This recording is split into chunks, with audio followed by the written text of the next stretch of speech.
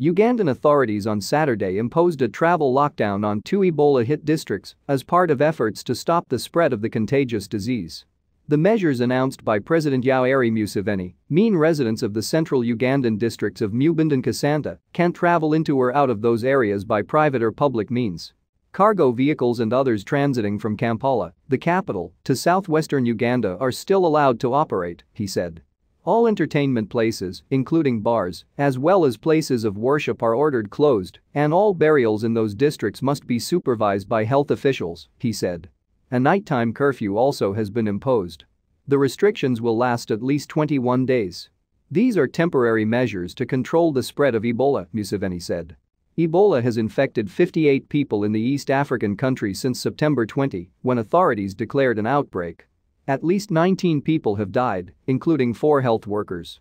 Ugandan authorities were not quick in detecting the outbreak, which began infecting people in a farming community in August, as the strange illness described by local authorities. The new measures come amid concern that some patients in the Ebola hotspots could surreptitiously try to seek treatment elsewhere, as did one man who fled Mubende and died at a hospital in Kampala earlier this month, rattling health officials. Ugandan authorities have documented more than 1,100 contacts of known Ebola patients, according to the Africa Centers for Disease Control and Prevention.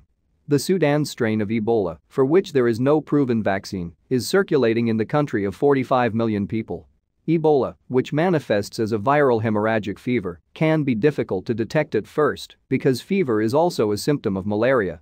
Ebola is spread through contact with bodily fluids of an infected person or contaminated materials. Symptoms include fever, vomiting, diarrhea, muscle pain and at times internal and external bleeding. Ebola first appeared in 1976 in 2 simultaneous outbreaks in South Sudan and Congo, where it occurred in a village near the Ebola River, after which the disease is